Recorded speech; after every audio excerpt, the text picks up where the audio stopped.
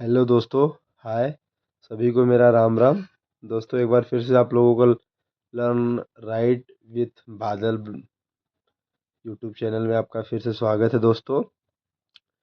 तो आज हमने आप लोगों के लिए 10 एकदम इम्पोर्टेंट क्वेश्चन लाए हैं बैंकिंग इंटरव्यू के लिए दोस्तों, जो बैंकिंग इंटरव्यू में खासकर पूछा जाता है। तो पहले हम लोग आपको हिंदी में बताएंगे, फिर उसके बाद इंग्लिश में बताएंगे, और फिर दोस्तों उसका इंग्लिश में जवाब क्या होगा ये भी हम आपको बताएंगे। तो चलिए दोस्तों, और आप लोगों से बहुत गुजारिश है दोस्त कि मेरा वीडियो अगर आप लोगों को अच्छा लगता है तो आप इसको लाइक, शेयर और कमेंट ज़रूर करके जाया करिए दोस्तों, कैसा है वीडियो कैसा नहीं है। और सब्सक्राइब दोस्त, अगर आप चैनल पे नए हैं तो सब्सक्राइब ज़रूर कर दिया करिए, ताकि मेरा जब भी वीडियो आए तो सबसे पहले नोटिफिकेशन आप ही के पास पहुँचे दोस्त। तो चलिए बिना समय गंवाए दोस्तों चालू करते हैं 10 नए इम्पोर्टेंट क्वेश्चन जो बैंकिंग यूनिट में पूछे जाते हैं। बैंकिंग इंटरव्यू क्वेश्चन दोस्तों, पहला है अपने बारे में बताइए। अपने बारे में बताइएगा, उसको इंग्लिश में दोस्तों बोलते हैं tell me about our self. ये बहुत क्वेश्चन बहुत इंपॉर्टेंट होता है। कहीं भी आप अगर जाएंगे इंटरव्यू देने के लिए तो इंटरव्यू सबसे पहले आपसे यही पूछता है tell me about our self.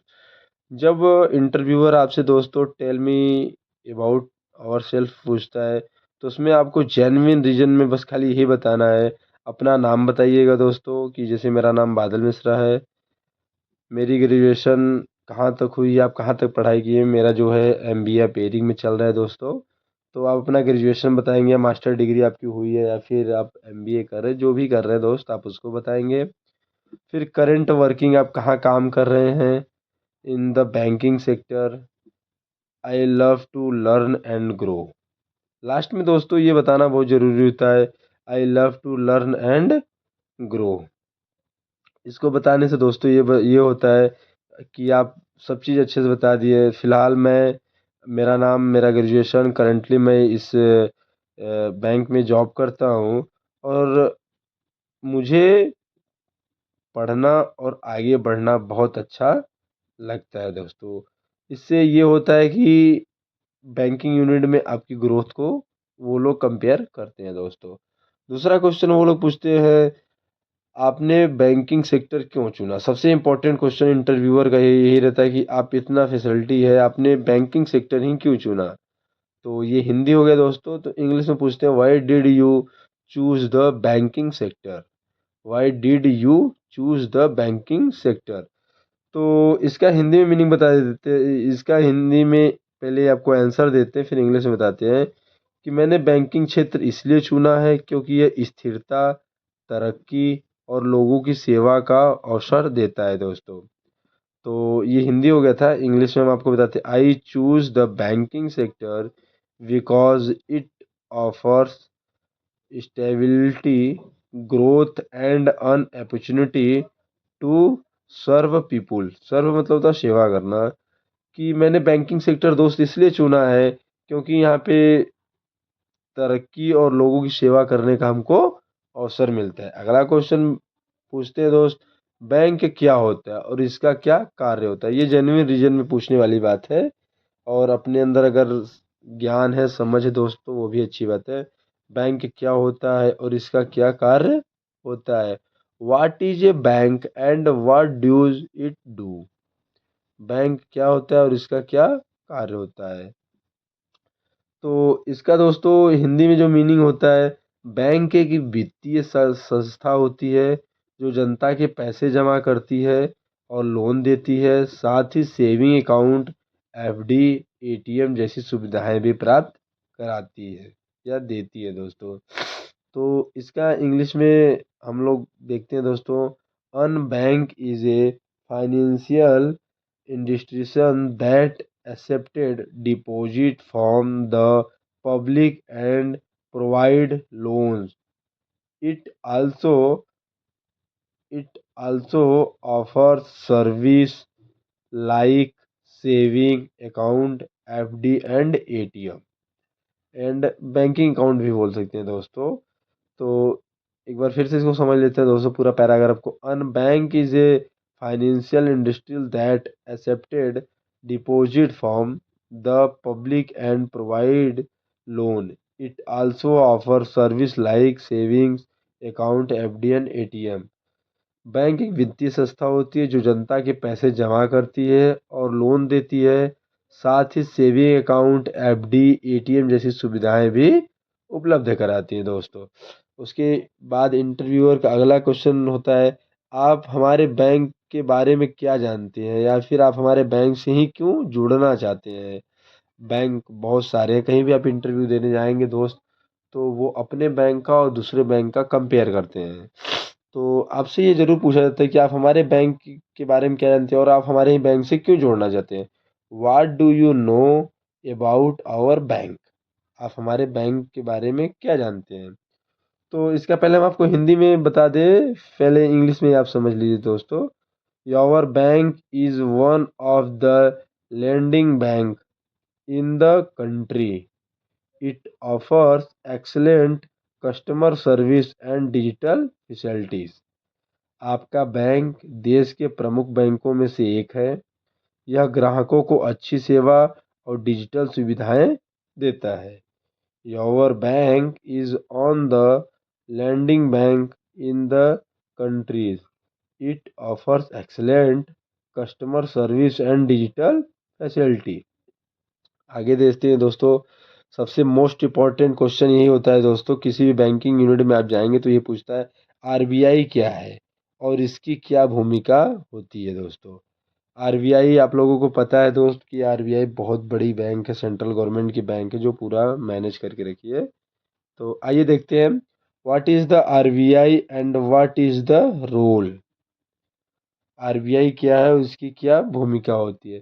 तो इंग्लिश में बता देते हैं दोस्तों। आरबीआई भारत का केंद्रीय बैंक है जो सभी बैंकों को नियंत्रित करता है और देश की मौद्रिक नीति को संभालता है। RBI is the central bank of India. It regulated all bank of the manage the countries monetary policy.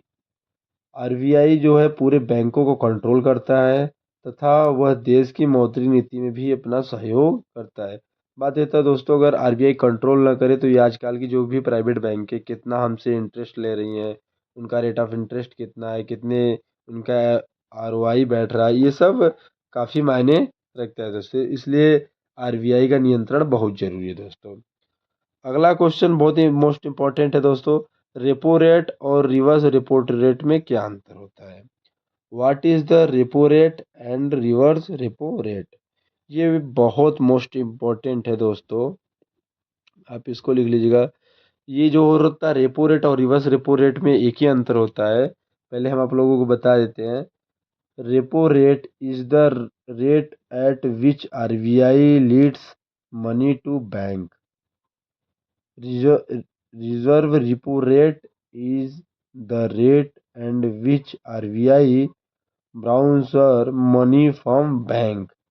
इसे कहने का मतलब ये होता है दोस्तों कि रिपो रेट वह दर होता है, जैसे मान लीजिए हम आरबीआई हैं और हमने आपको दोस्त पैसा दिया तो हम फिक्स करके देंगे कि हम 7 रुपये के नीचे नहीं देंगे। और रिपो रेट ये होता है कि जब भी आपका बैंक घाटे में रहे चाहे नफ़ा में रहे, कोई उससे हमको मतलब नहीं, हमको 8 रुपये पे ही चाहिए। तो ये रेपो रेट और रिवर्स रेपो रेट का ये होता है। अगर आपको नहीं समझ में आएगा आप कमेंट करेंगे तो हम दोस्तों एक इस पे बहुत अच्छा सा और वीडियो बना देंगे, आपको समझ में आ जाएगा। और दूसरा होता है दोस्तों, सबसे मोस्ट इम्पॉर्टेंट होता है जिससे लोन नहीं जाता है, सिविल डाउन हो जाता है, लोगों को बहुत परेशानी होती है। जैसे कि दोस्तों अगर हम कहीं जॉब भी करने जाते हैं तो हमारा भी सिविल चेक किया जाता है, तभी हम लोगों को बैंकिंग यूनिट में जॉब मिलता है। बहुत से हमारे मित्र लोग हमको कहते हैं कि सर मेरा जॉब नहीं लग पाया बैंक में, तो मैं उनसे कहता हूँ पहले अपनी सिविल ही चेक कर लीजिए। एनपीए क्या होता है, यही सिविल के बारे में मोस्ट इम्पोर्टेंट ये तो है दोस्तों। NPA, what is NPA, non performance एसेस। When a loan is not repaid for a 90 days, it's because is not performance assessed। उसको एनपीए बोलते हैं। एनपीए का ये कहने का मतलब इनका पूरा साफ रहता है दोस्तों। जब कोई लोन 90 दिनों तक नहीं चुकाया जाता है तो वह एनपीए यानी नॉन परफॉर्मेंस एसेट कहलाता है। जैसे कोई आपने लोन नहीं लिया और उसको आपने 90 दिन के अंदर नहीं चुकाया या 90 दिन तक आपका कोई भी रिस्पॉन्स कंपनी को नहीं मिल रहा है, तो कंपनी उसको एनपीए घोषित कर देती है, जिससे आप लोगों को दोस्त बहुत परेशानी होती है। आगे चल के आपको कहीं से लोन प्रोवाइड नहीं होगा। अगर आप अच्छा प्रोफेशनल जगह पे जॉब करने जा रहे हैं, तो वहाँ पर भी सिविल चेक किया जाता है, जिससे आपकी जॉब में रुकावटें आ सकती हैं। तो इसलिए जो भी मेरे भाई देख रहे होंगे वो इस बात को बहुत अच्छे से ध्यान देंगे। देखते हैं दोस्तों और आगे, केवाईसी क्या होता है और क्यों जरूरी होता है दोस्तों। केवाईसी केवाईसी का फुल फॉर्म भी होता है, what is KYC and why it is the important. KYC जैसे दोस्तों हम लोग कलेक्ट करते हैं कस्टमर से Aadhaar card, PAN card, voter ID, ये सब उसके केवाईसी में ही आता है। पूरा इंग्लिश में देखते हैं दोस्तों। KYC means know you customer. It is important for verifying the customer's ID, identity and address। KYC जब वो दोस्तों हम लोग लेने जाते हैं, तो कस्टमर का पूरा आईडी प्रूफ, उसका घर कहाँ है, कहाँ का उसका पिन कोड है, उसके आधार कार्ड पे कौन सा एड्रेस मेंशन किया होगा, क्या प्रेजेंट टाइम में वो कहाँ पर है, ये सब वेरिफिकेशन को ही केवाईसी कहा जाता है। केवाईसी अपने ग्राहक को जाने, यह ग्राहक की पहचान और पते की पुष्टि के लिए ज़रूरी होता है। ऐसा नहीं कि कस्टमर का घर जो है वो बॉम्बे का आधार कार्ड है और वो बोले कि हम रहते हैं बनारस में, तो वो केवाईसी के थोड़ा बहुत संदेह में आ जाता है दोस्तों। What is A digital banking. Digital banking क्या होती है। What is A digital banking. Digital banking means using banking service through mobile or internet without visiting the branch. Digital banking means using banking service through mobile and internet without visiting the branch. Digital banking का मतलब होता है दोस्तों mobile या internet के जरिए banking सेवा लेना। जैसे मान लीजिए बहुत व्यस्तता लोगों को रहता है, आज के समय में दोस्तों समय की बहुत कीमत है, तो बहुत से लोग बैंक नहीं पहुंच पाते, इसलिए बैंक को डिजिटल कर दिया गया है कि आप फ़ोन से आपके पास मैसेज आ रहा है। आप आज के डिजिटल ज़माने में फ़ोन पे, गूगल पे का भी बहुत तेज़ से अप्रूव हो रहा है दोस्त।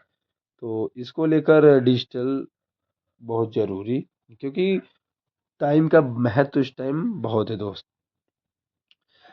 अगला क्वेश्चन है, 5 साल बाद आप खुद को कहाँ देखना चाहते हैं। ये जेन्युइन क्वेश्चन होता है, ये सभी लोग दोस्त पूछते हैं। आप किसी भी बैंकिंग यूनिट में नहीं, कहीं भी आप जाएंगे, सबसे पूछा जाता है कि 5 साल बाद आप खुद को कहाँ देखना चाहते हैं। Where do you see our self after 5 years. आप 5 साल बाद कहाँ देखना चाहते हैं दोस्तों। तो इसका आंसर होगा, I see myself in a senior position in the banking sector, leading a team and taking more responsibility. Taking a responsibility, ये जो होता है दोस्तों, ये पूछा जाता है कि जब आप 5 साल बाद आप क्या करना चाहते हैं, तो ये बताया जाता है कि हम जो है 5 साल बाद ये करना चाहते हैं दोस्त कि हमको एक अच्छा पोजीशन मिल जाए, हमें एक टीम लीडिंग का काम कर सके, जिससे मेरी रिस्पॉन्सिबिलिटी भी बढ़ जाए और आने वाले समय में मैं एक वरिष्ठ लीडर या वरिष्ठ अधिकारी बन सकूं। सीनियर पोजीशन है वरिष्ठ अधिकारी, जहाँ जहाँ मैं टीम को लीड कर सकूं, अपनी कंपनी को, अपनी बैंक को, अपने जो भी मैं जहाँ कार्यरत हूँ उनको एक सही दिशा में ले चलूँ दोस्तों। आगे है दोस्तों, आपकी सबसे बड़ी ताकत क्या है। What is a what is our greatest strength. ये बहुत पूछा जाता है, ये आपको यहाँ पर ही नहीं, आपको कहीं भी जाएंगे तो स्ट्रेंथ और वीकनेस दोस्तों ये पूछा ही जाता है। तो बहुत सिंपल सा आपको देना है दोस्तों, इसमें इस क्वेश्चन का आंसर देना है। माई greatest strength is my positive attitude and good communication skill. मेरी सबसे बड़ी ताकत है मेरी सकारात्मक सोच और अच्छे संवाद कौशल। My greatest strength is my positive attitude and good communication skill. मेरी सबसे बड़ी ताकत है मेरी सकारात्मक सोच, निगेटिव मेरी सोच नहीं है। मैं जब भी सोचता हूँ मैं पॉजिटिव ही सोचता हूँ दोस्तों। इससे क्या होता है कि आपका मोटिवेशन खुद रहता है, आप खुद पे मोटिवेट ही रहते हैं। ऐसा नहीं कि आपको किसी की मोटिवेशन की ज़रूरत होती है दोस्तों। व्हाट इज फिर होता है दोस्तों आपकी कोई कमज़ोरी जो आप सुधारना चाहते हैं, या व्हाट इज़ द वीकनेस होता है कि आपकी क्या वीकनेस है। तो मैंने इसमें दोनों को मर्ज कर दिया। व्हाट इज आपकी कोई कमज़ोरी जो आप सुधारना चाहते हैं, व्हाट इज ये weakness you want to improve. तो इसमें बहुत सिंपल सा सवाल है दोस्तों। Sometime EJ spend too much time on small details, but I am working and improving it।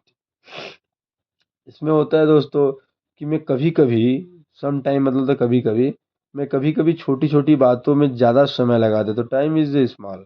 मैं छोटी छोटी बातों में कभी कभी बहुत समय लगा देता हूँ, लेकिन मैं आई एम वर्किंग में, लेकिन मैं अब इस पर कार्य कर रहा हूँ। Some time is spend too much time on small details but in working and improve it.